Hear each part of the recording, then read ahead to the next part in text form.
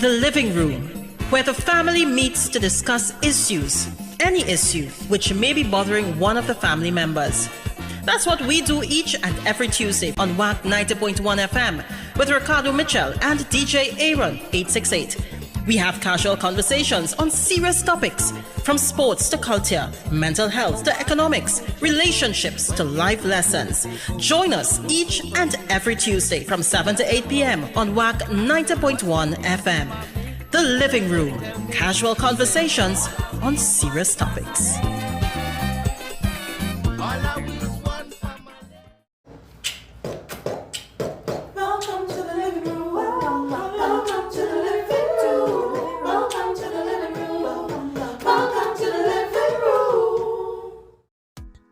It is now 6 p.m. here in Trinidad and Tobago. I don't know what time it is where you are, but I'm glad to know you're locked on to the true nation station, WACK 90.1 FM, where we are culture crazy. First and foremost, let's kick this off as we always do, all right? Must give thanks and praises to the Almighty for granting us the gift of life and seeing another day. No matter what time of day it is, you must always give thanks. Secondly, we must say thank you to those that went before us. And when we talk about those that went before us, we're not just talking about the ancestors, the original inhabitants of Trinidad and Tobago, the Tainos and the Kalinagos, because we all know, accept, and reiterate that Columbus lied, but also to our brother in music, Tony Prescott, where the P to speak stands for Principles, Aaron. Principles. Principles or principles? PLES, principles. Oh, okay. But if you don't know the show you're listening to, this is yours truly, DJ Aaron 868. Remember that culture is my code, alongside my bro with no fro, Ricardo Mitchell, the social stage and the local stage. And this is another edition of the Living Room. All right. It is the 10th of January 2023.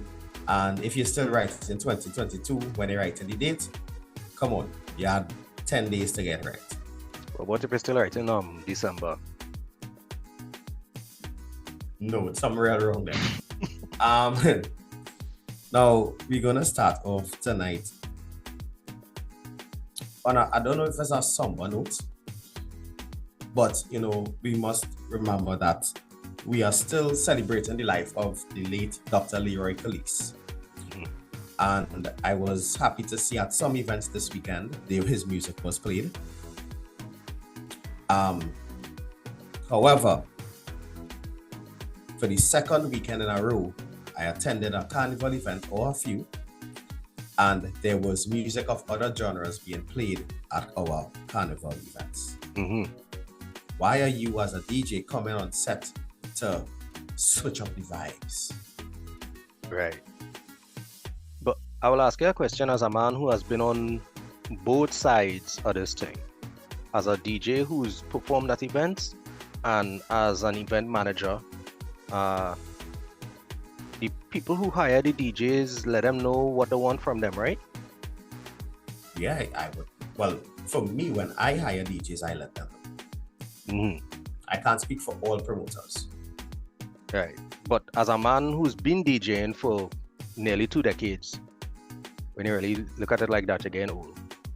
But as a man who's been DJing, I'm pretty certain you're no stranger to getting your no list, right?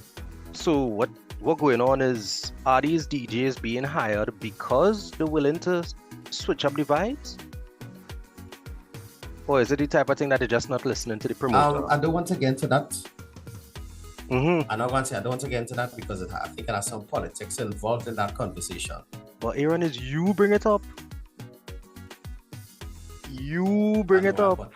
You see, if we really want to get to if we really want to unearth this issue that we are discussing, right? On Earth. I think on Earth, yes. We want to say dig up or? No, I mean, you sound proper. Let me not interrupt. Yeah, if you really want to unearth this issue, I think it's the fact that we are not accustomed to hearing soca for 8 hours straight. Because for 10 months for the year, we hear everything else but soca. Right. Soca is in the minority for them 10 months. But now so there's a generation coming up there as well that doesn't like soca as much. Mm-hmm. And that's the generation that in the events. I was actually having a conversation with some friends of mine in the industry, and I was pointing out to them that a vast majority of the people who go into the fetes and okay with the variance in music, not playing mass. Carnival has been, the Carnival audience, the market has been kind of divided between mass players and fete goers, because a lot of the youths not going to shell out $3,000, $4,000, $5,000, $8,000 to play mass when they could hit a number of fetes for a more affordable price. So of course they don't want to hear in the party what they're not going to be on the road to hear anyway. What do you think about that? It's a kind of tricky conundrum that we are placed in. And it brings me back to the PPP, which I spoke of last year, which is the part-time patriotic paradigm. Because we are up in arms right now because Marshall Montano is holding a fete on Carnival Friday and bringing Afrobeat stars as opposed to attending Soca Monarch, which half of us have never attended since like 2010. Or at all. So here it is, right? When Marshall is bringing all of these international acts on a Monday, right? When he's bringing all of these international acts and putting soca on the map and Trinidad and Tobago on the globe and all of these beautiful things that we say he's done. The problem with him doing it now is because it's on Friday. At the end of the day, we can't. How we want it? We want all of these artists flying in to be a part of the festival and then upset when artists flying in to be a part of the festival. I just saying. It sounds like we give a man a Bligh. Is it that we only patriotic on Carnival Friday because it has Soca Monarch, which is a competition? But again, we still go back on our road and it didn't happen. So it sounds to me like people's priorities, people's patriotism, principles in a bit of a pickle. There's a severe inconsistency. I mean, you know, go. Whatever do. I mean, my words are gold. But this is a conversation that will continue each and every year until somebody does something to get it right. You realize what I do there? My words are gold. Carrots. Peas and carrots. No? Too far? Anyway. I'm looking for a new co-host, Holly. I'm looking for a new co-host. Now Aaron, you're bringing up a nice point, you know, when we kind of juxtapose the things that we have an issue with against the things that we do have an issue with. We're horribly inconsistent in terms of what the problem is. Right? The same people who vex because somehow Marshall killing off what was already a dying event, quote unquote, are the people who go in to our fete instead of going to pan. And people, yes, allowed to like different things and have different options, but the majority of those people weren't going to Soca Monarch anyway because they were going to breakfast parties or other events on Fantastic Friday. But do you know that Carnival Friday is the most populated fete on the calendar? Exactly. The premise is the majority of people who complaining were not going to Soca Monarch anyway. I'm not defending the man having a fete on Fantastic Friday. What I'm saying is I'm curious as to why him having a fete on Fantastic Friday is such a big deal. Right? I not going anywhere anyway. So I just looking at this from a ethical perspective. Why you complaining? Why you weren't complaining when something else was going on? And why doesn't your complaint extend to other things? So is it that we were giving Marshall a Bligh all the time?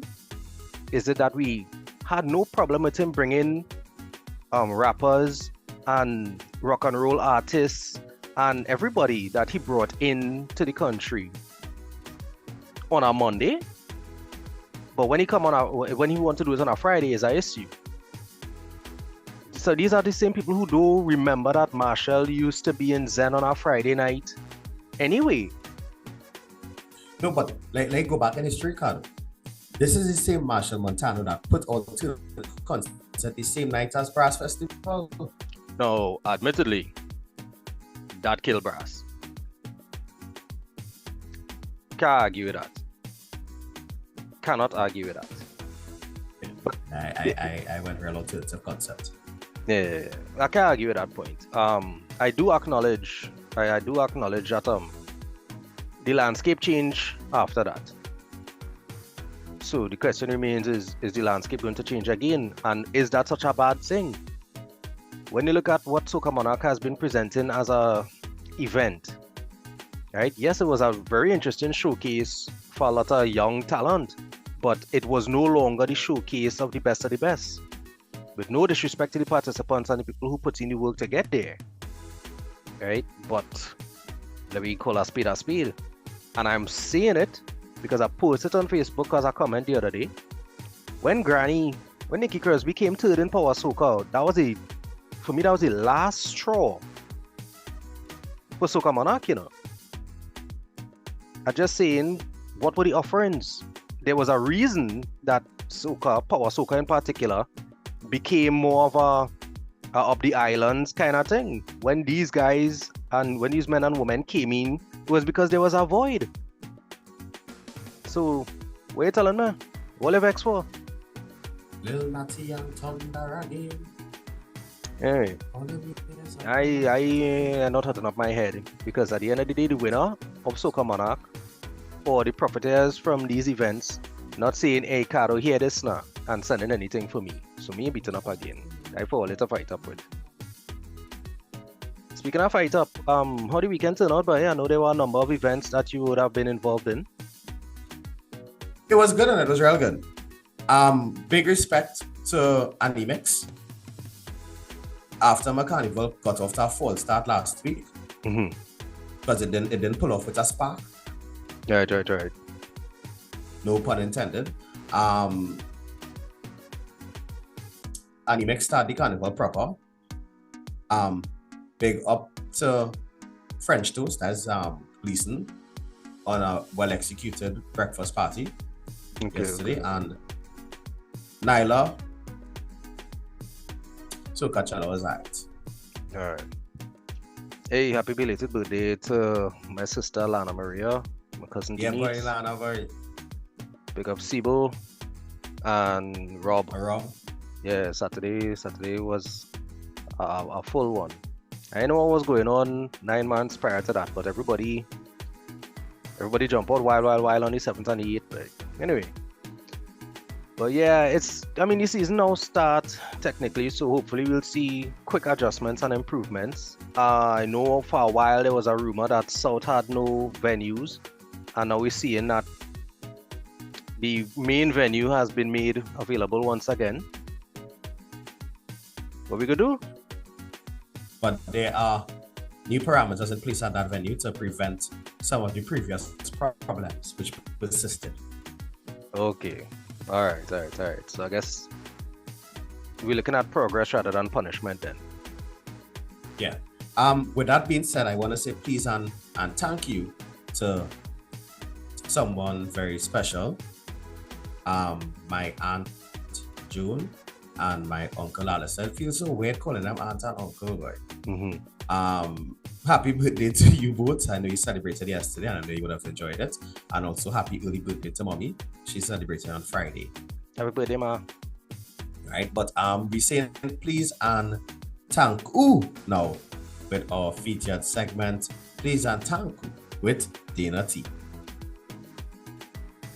Hello friends, my name is Dana Tankoo and today I'm going to be sharing a thought or two with you. So today the topic is about Blighs.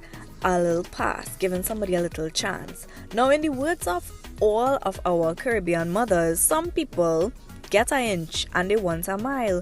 So at which point in time do we stop this Bligh from becoming the status quo and we turn into being compassionate people and a little soft-hearted into being an enabler of dotishness? Now in my personal opinion, I just find it have some people out here that plain old bold face, and if you don't assess your audience correctly, you may become an enabler of bad behavior and of expectations that's not supposed to exist. Now, the blame is not always on the person that is taking advantage of your Bligh. Sometimes you need to look at yourself and say, wait, why am I allowing this Bligh to be extended such that it is the norm? So it comes upon you to create a boundary. If it is you're giving somebody a little pass or a little chance, you need to set the boundaries very, very clearly so nobody will misunderstand where it ends. Now, as I said, some people just plain old bullface and will try to take advantage of you. You just have to stand up for yourself and say, hey, no. And some people are not going to like that, and you know what, that's their problem, because guess what, you're not supposed to be that bullface in the first place. So create your boundaries, set people straight. I mean, you don't need to be rude and mean about it, but if the situation calls for you to be a little more assertive, there's no problem in doing that. So my word for today, don't let people take advantage of you, please, and Tankoo. Dana does it again, boy, and she apparently do it in a very what the France styling, because apparently everybody else could say what they want to say quick except me. That was 2 minutes of fury. She buffed me, because as far as she concerned, the people whose boundaries are constantly violated have a responsibility to do better enforcing them. Right? She talk about the bold-facedness of the people who keep infringing on people's generosities and the capacity we have for giving people a Bligh. So, as we done in that already, here I'm asking a question. As youth, generally, you're expected to make a certain amount of mistakes. I don't mean you as a youth, I just mean the youth generally. At what point do we go from giving somebody a Bligh, giving them a pass, and enabling them? At what point do we cross over from you're young and you have things to learn still into I can't keep letting you continue this nonsense? And the reason I'm asking you is because you're in various leadership capacities, right? I know that you put in a lot of work at work and that improve your responsibilities. So what I'm saying is, at some point in time, you would have had to check somebody on a behavior or a practice. How do you point out to somebody that what they're doing is not acceptable, and you're just giving them a warning? You're that gentle type, or you're like me? I quick to. Nah, I'm the gentle type. Mm-hmm. I tend to try to handle situations amicably rather than animosity. Right? For example, there was a situation I was dealing with sometime over this weekend, and the power which I was able to wield for that scenario was that, like Thanos. Mm-hmm. If I'd snapped my fingers, everything would have disappeared. Right. Not 50%, everything. Right. But because of my nature, I was able to, I wouldn't say coax myself, but remind myself, hey, this is not of you to handle a situation aggressively. Mm-hmm.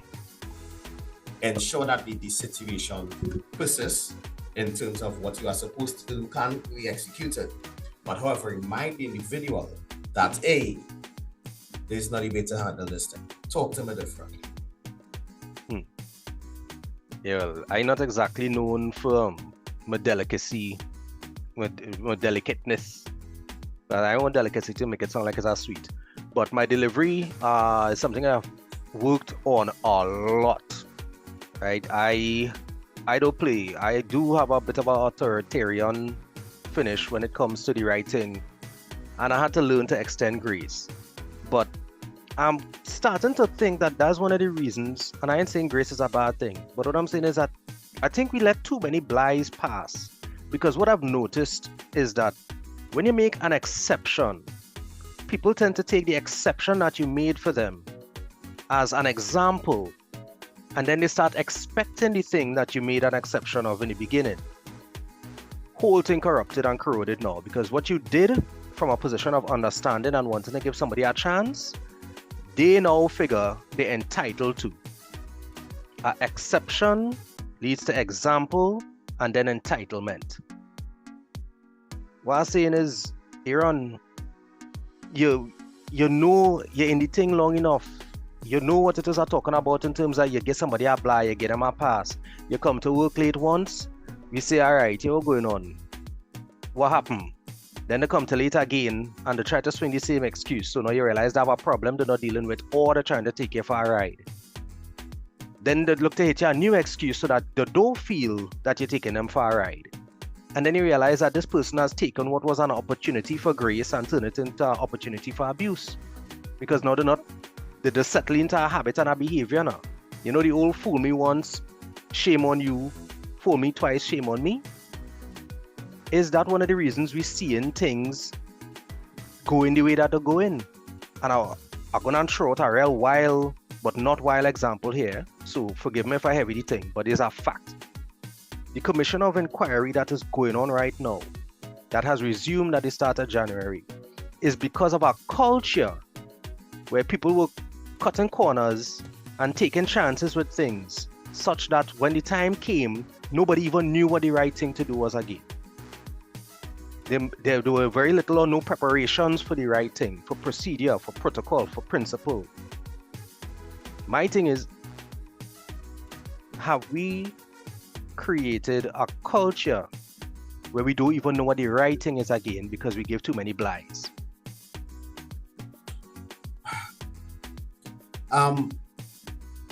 There's a saying that life isn't just black and white. It has some gray spots in it. But now the gray has taken over. We live in a gray world, for want of a better phrase or two. Right? I don't for the life of me understand, and I try my best to stay away from that commission of inquiry conversation because of where I sit. Mm-hmm. But I don't know if you remember, Ricardo, when it started, I said to you in other conversations that there's a lot more to it than just pariahs at fault. Mm-hmm.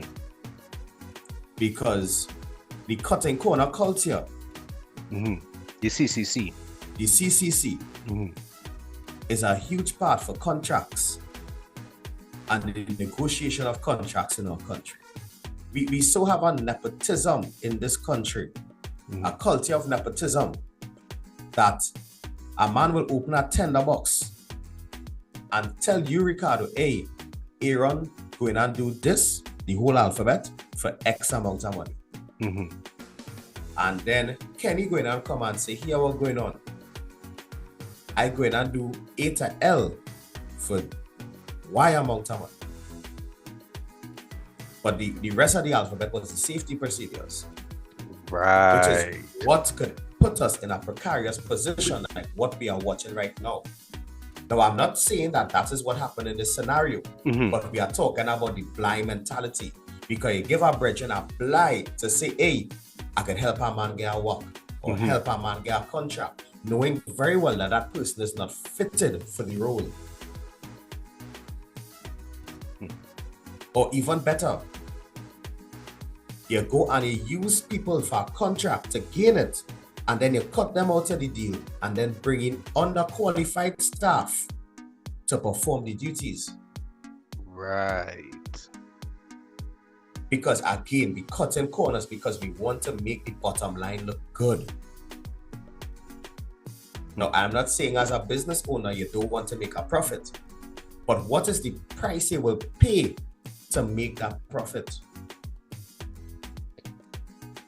Well, we're seeing what the price is now.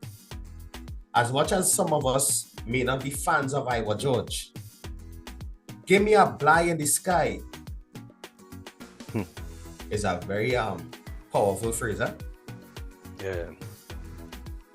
I am uncomfortable, Aaron, because what we saw, I don't know if you ever really got a chance to take in the documentary that FIFA uncovered. Oh, of course. Right. Now, the premise of tit for tat and the cost of doing business and all these types of things, there's a point where there's a difference between greasing our wheel and something rotten into the core.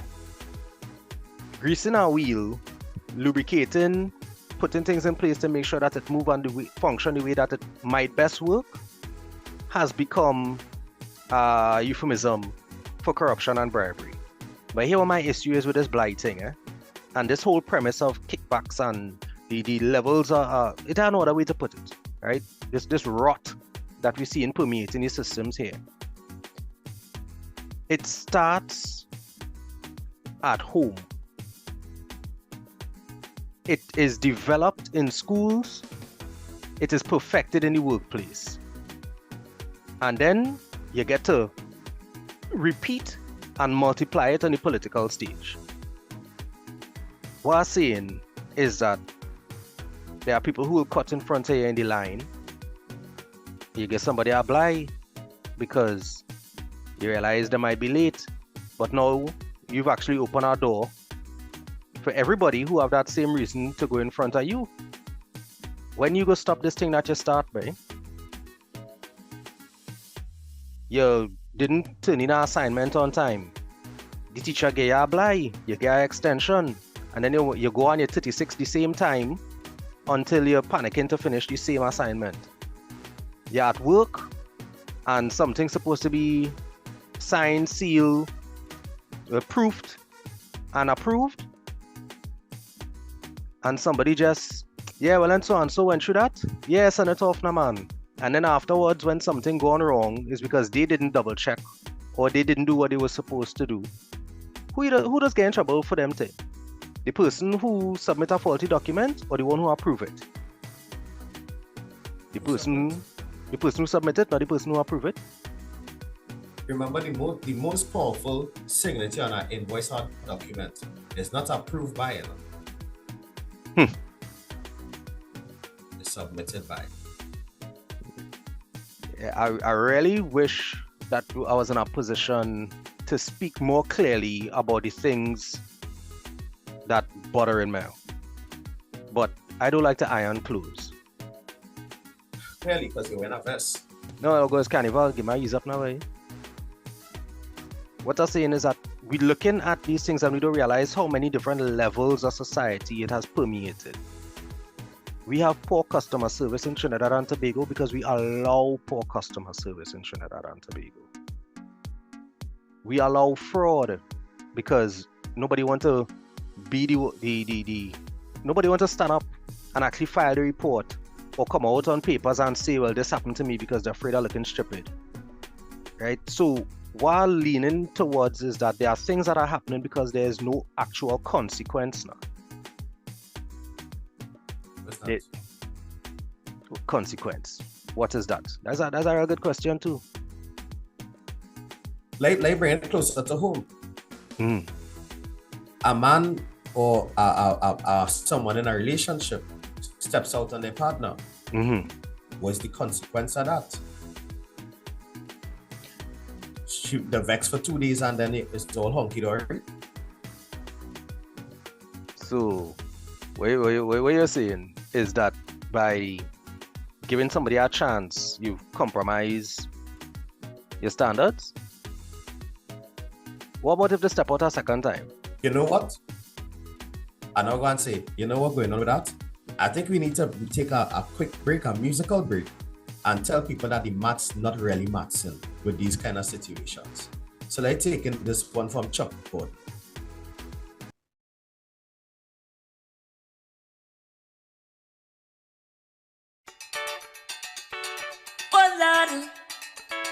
Bad maths, you know. Poor people, boy. It feel like they beating me 1 by 1, 2 by 2, it's a 2 by 4. The more we add to the table, they keep taking away more and more. 99% suffering, and they say and it up for sure. Cause the 1% controlling 100% of the lives of the poor, lives of the poor. It's not enough, it's not enough, it's not enough, it's not enough, it's not enough. Lord, it should take our power from a Rima to town.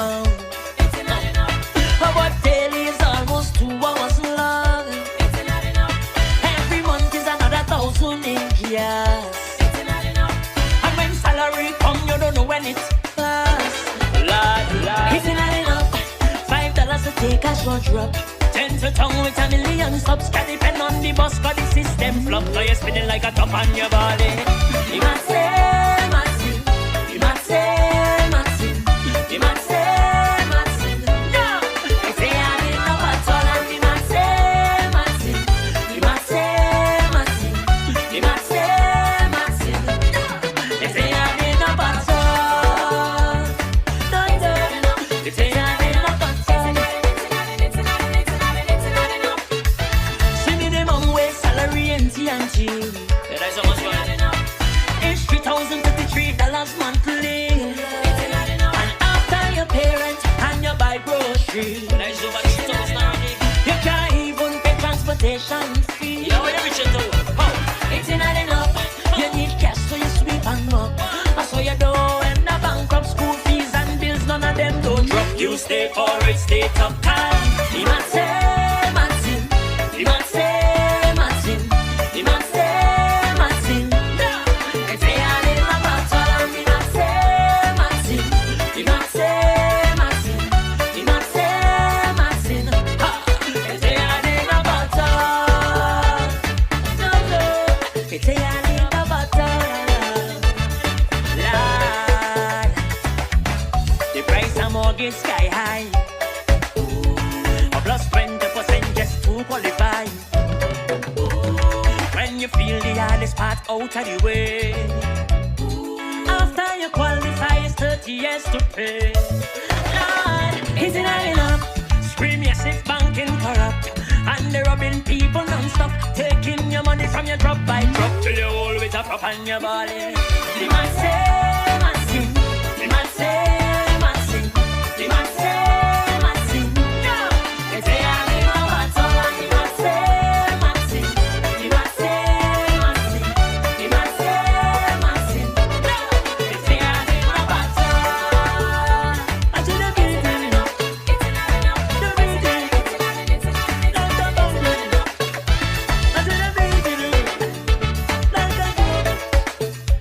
Like a drop. Don't do the drop. Because I feel like them hitting me one by one, 2 by 2, it's a 2 by 4. The more we add to the table, the keep taking away more and more. 99% suffering, and they play and they don't.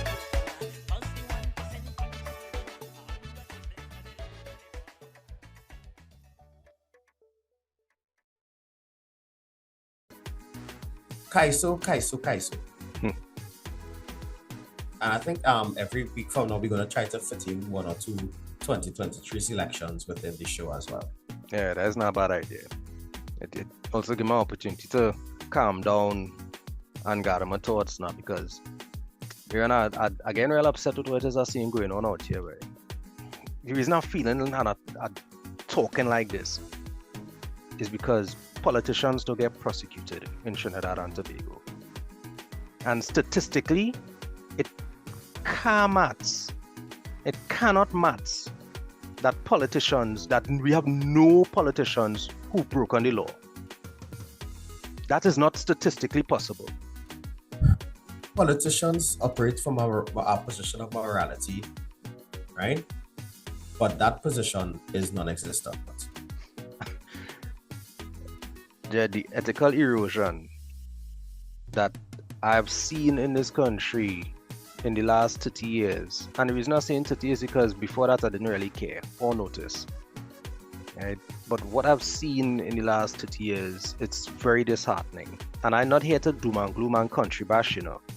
What I'm saying is that we have opportunities to arrest this thing, no pun intended, and try to take back our country by an injection of ethics. At the end of the day, I'm not saying we need to adopt a draconian position, but we definitely do need to start to apply consequence to scenarios. I go down throw out something while here. When people say bring the death sentence or bring back hanging because that's the only thing them criminal and them freed, I can't really agree, because say the catch, you had to get caught to get punished. And our detection rate is already so great. Yeah, I mean, right? But he had to catch too.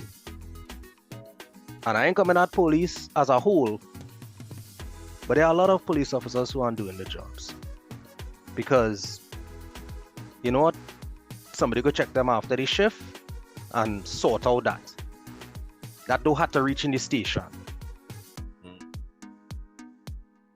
There are, unfortunately, members of the protective services who will turn an eye to a situation because it's somebody to grow up with, or a neighbor, somebody they went to school with, somebody who passed out with them.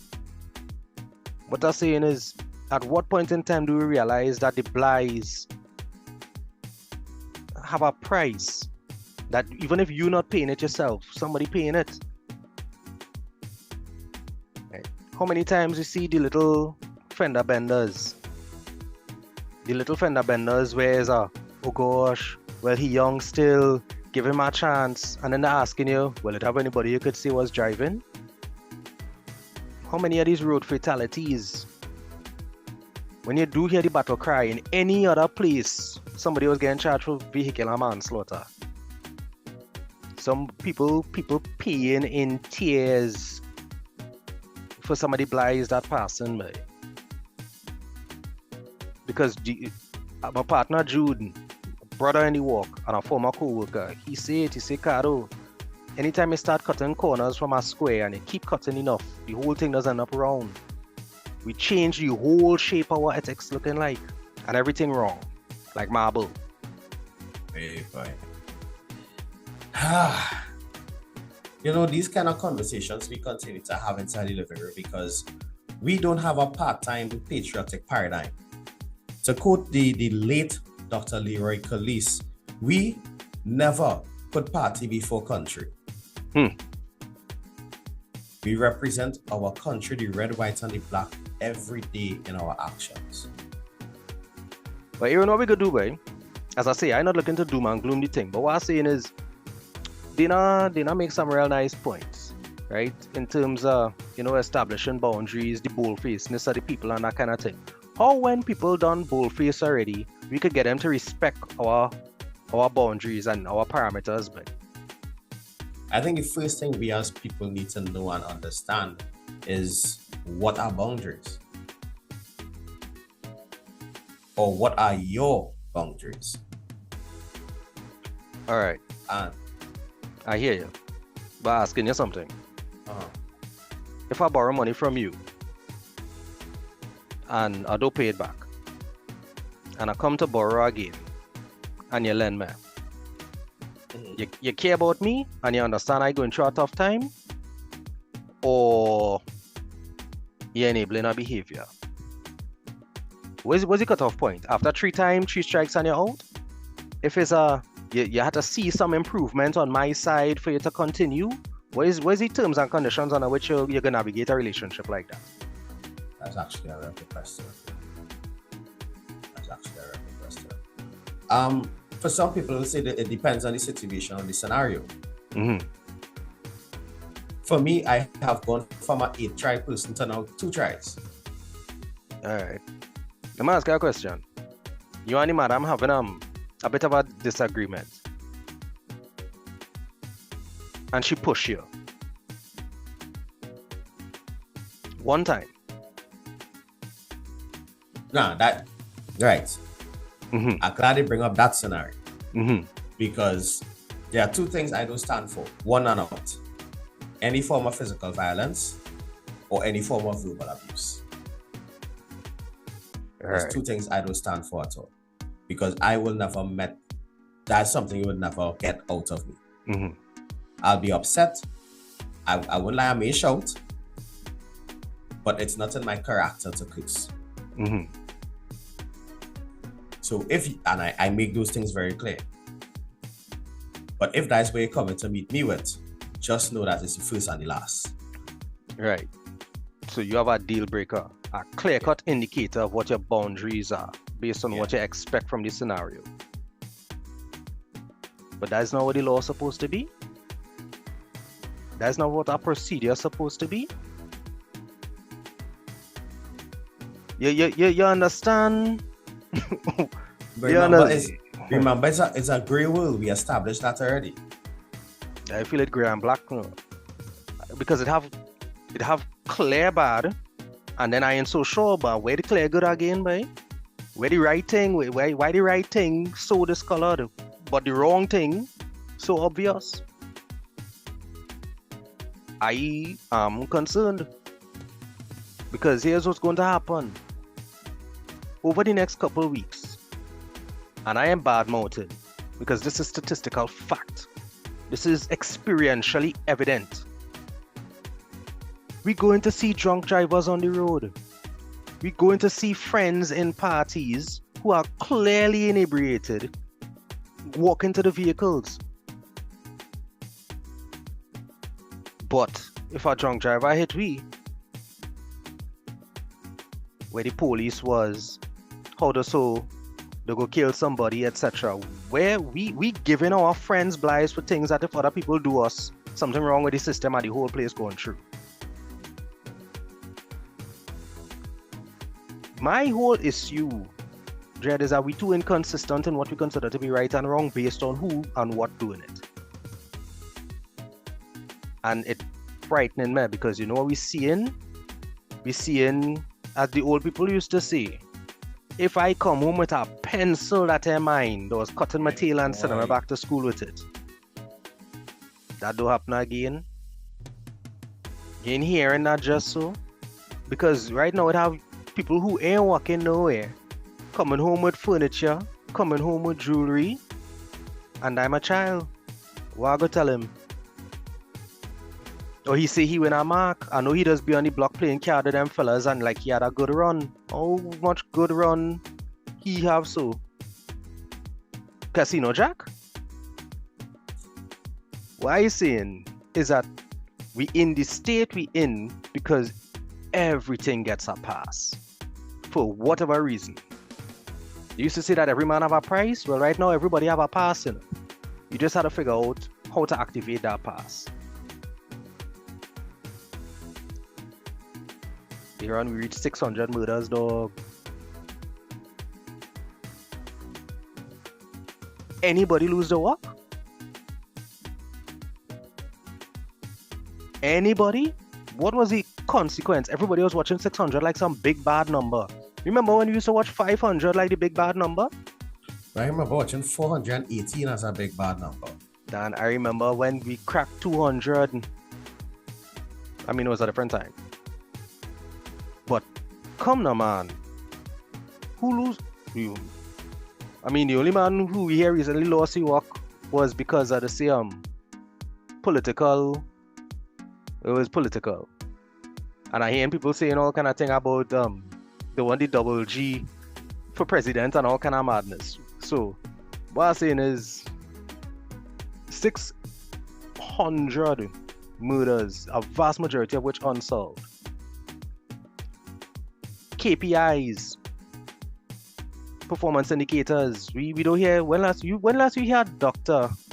When last in Trinidad and Tobago you hear a doctor get stripped of the medical right to practice. You're hearing two or three things about each other. Anyway, go ahead, listening. You're asking for a level of accountability which doesn't even exist in the home. So how can it exist in a workplace? Because, and this is something I constantly refer to, and because it's something that irks me down to my core. If I'm living in a neighborhood and I'm seeing a child in the neighborhood exhibiting questionable behavior, using vulgar language, or engage in questionable activity, am I, as a member of that neighborhood, allowed to correct that child? Or you could talk to my child so here on. Right. You make that? Right. Because I always draw reference to this occasion where I notice my neighbor's child using obscene language in the road, and I get cussed from the neighbor. For telling the child anything? Or you're telling the neighbor? Now that young, for telling the child, stop that, and then telling the mother, your child is too young to be using that kind of language. I get cussed. Right. But right now, that child is being scolded every day because of questionable behaviors and activities that he's involved in. Where is the line, boy? When you go in licensing office and they're telling you that you gotta take this thing over, you know. What we gonna do? Not take it over. Does that happen to me when I went for my driving test? Trinidad have two set of forms, you know. It had the form you just fill out, and then it have the invisible one. Where if you want something to happen, you gotta run something, you gotta pass something. And we've normalized that behavior, bro. We've normalized that. I've seen some things, and I want to talk too much because people will feel like they're coming at them, you know. But it's not you I coming at, you know. I talking about this thing that we create here that's unsustainable. And it killing our children. Sometimes even literally. Literally. Rest in peace. And killing our adults. But again, I have a kind of different you see, adults could make bad decisions, you know, but children dying because of the adults' decisions, by again, we always say it, a society that fails to protect its women and children is a failed society. Or shucks, and elderly, I forget elderly, sorry. Right. Yeah. What we doing again? What we want to see again before we say this not working, by the whole I had to see about mine, or let me buffer myself, that not working anymore. Based on that conversation we had going about a year and a half ago, Aaron, if I was Prime Minister for a day, I was reintroducing ethics from kindergarten come up. And I don't mean ethics O-R-K or R-I. I mean ethics across the board. Like by the time... or whatever they used to call the subject. By the time you write an SEA or whatever they're going to put in place in the future, you're supposed to know how to file taxes. You're supposed to have an understanding of, you know, how to open a bank account. You're supposed to be able to be a functional citizen as soon as possible. But part of that going to be having an identity that you're proud of and want to protect because of what your culture is. Get them, we always giving blah blah blah blah blah, and now nobody know what the right thing is anymore, boy. And we getting good looks for it too. As a journalist wrote the other day on his Facebook account, he said that if everybody could afford to migrate, Trinidad would be empty. So the people who can't have to stay here and make noise until the throat hoarse. As follow Paulo Kernahan on the Facebook now. I don't agree with everything he say, but I could very well respect the fact that he will always say something. What we could do again, man? When people sit down here, thank God for whoever sit down long enough to listen to this and wonder, so what kind of Iran really talk about today, boy? I'm grateful that I will stay this long, eh? And by the way, thanks to all nearly 800 of all who checked last week's episode, whether it was intentional or accidental. All I'm saying is more people aware of the conversation. I see these subscribers went up by 2 or 3. Thank you to all the listeners, intentional or accidental. You inside my account like if it's me, boy. No, but you can see the viewers from just going on the YouTube feed on DJ Aaron 868 page, the playlist of the living room. Yeah. Wait, I tell all of this, I ain't come to play skin teeth and grin, you know. I come to hold accountable. This is second show for the year, and I have on my buffing shoes.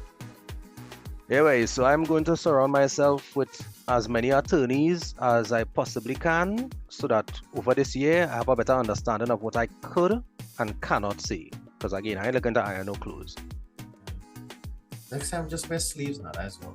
No, it's gone through time. You're lucky I ain't really flexing and thing too, but I'm not trying to thirst trap anybody. I want them to listen to what it is I say. You're lucky you're not flexing. Wow. You're lucky. Wow. Mr. Williams, sir. Wow. Hey, I know you mentioned that we want to do 1 or 2 2023 soca tracks in the show. We look at the close off with one more. Yeah, we could. And we could really look at closing off with a young man by the name of, well, I shouldn't say, this young man have more star power than Ricardo and I put together. He goes by the name of Zachary Ransome. And the name of the song is At Carnival, I Miss You. Right? That's the song we'll be closing today. Alright, nice one. Well, you know what I mean? We're in 2023, so next week you have to feature 2 young women in soca 2023. I want to feature it. Alright. So guys, oh gosh, man, why you so right? I literally didn't say anything. Have a loud face. Your face said a lot though. But you see, the thing is, because again, as I keep telling people, sometimes because of the positions that I sit in, it's very difficult for me to come out and see some of these things because it's sometimes the insider information or information are not even supposed to be readily available. It's things I can't really come out and say. But what I will continue to say is that you can't bend a tree when it's big. So you're saying start with the children. Is old people for them? That's what you're saying. You're being ageist, Aaron. It's Kenny fault? Yeah. Hey. By the way, what speaking of protocol, what should we do to nominate Kenny for a national award? So, as we here and be doing this virtually, let me Google it and we'll see. You're gonna find that. Anyway, let me not disrespect the digitization of our information systems. For all you know, you might find it. If you could find it while the program's still going on, kudos to the Minister of... There it is. Mm-hmm. Not the Minister of Digitization, I actually found it to the Ministry of Foreign Affairs.gov.tt. There's a form that we need to fill out, and I think I will fill out this form and drop it into the ministry. Alright, nice one. I don't know if we need to do a petition as well with it. I ain't afraid that. I mean, the kind of social media pull that you have this last rounds and the... Me? Yeah. Yeah. So, you had to do better. Be starting at the home with the children. Mm-hmm. Bend that tree when it's small. If you see a child throwing temper tantrums and things, starting from that, don't pacify them with giving them gifts and giving them things. Explain to them that pelting yourself down in the store is not a good way to express discomfort or whatever it may be. I don't know what's the right word to use in that scenario, but I think you understand what I'm trying to say, Ricardo. Mm-hmm. That they shouldn't use bad behavior to leverage getting what they want. Yeah, exactly. You know, that statement could be applied to more than just Sorry, my bad. Yeah. More than just childhood. Yeah. Right. Anyway. So, but again, we're getting perilously close to the hour 7 p.m. and I know Mr. Desmond is in the studio already for the big band. Right. Hey, big respect to Mr. Desmond and thanks for the opportunity last week Thursday to work with him at Black Stallions parade. Nice one. All I'm hearing is praises being sung for the way that South represents. So much love. So Ricardo, close off now. So we could get into the Zachary Ransome. Right, amount of talk I don't talk already. All I want to say is that behavior is one thing. let me look to address the root causes so that you could, do better in terms of navigating the real issue at hand, the core issue. Speaking of core, let me try and get back to some kind of ethics, some sense of principle, some true sense of right and wrong, as opposed to the whole what worked for me is the rule. Because we seeing people getting through and things going through. So let me bring it back to basics. In fact, that would be a nice song to close off with if we was doing older music. True that. Yeah. Big up Aaron.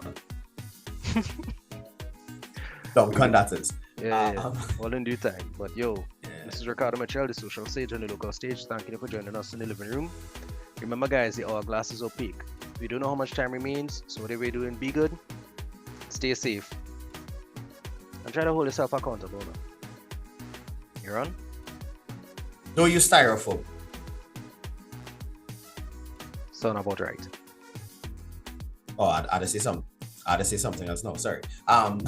This is yours truly, DJ Aaron 868. Remember, culture is my code. Guys, as Ricardo said, hold yourself accountable. Be transparent in your actions. And most importantly, enjoy the life that you're living. Right? Mr. Desmond is up next. Another Friday, I'm not going to be there because we're celebrating with my mom this Friday for her birthday. So, yeah. Nice. Family things. That's family things. Mr. Desmond. What? I say #family things. Mr. Desmond, you up next, please. And Ricardo, next week, please wear a jersey. You're getting that long sleeve and a tie. Please. Hey, Lord, I miss you. Who miss Carnival? Zachary Ransome. Hey, so long I ain't see your face. I ain't get on bad. I ready to shell down.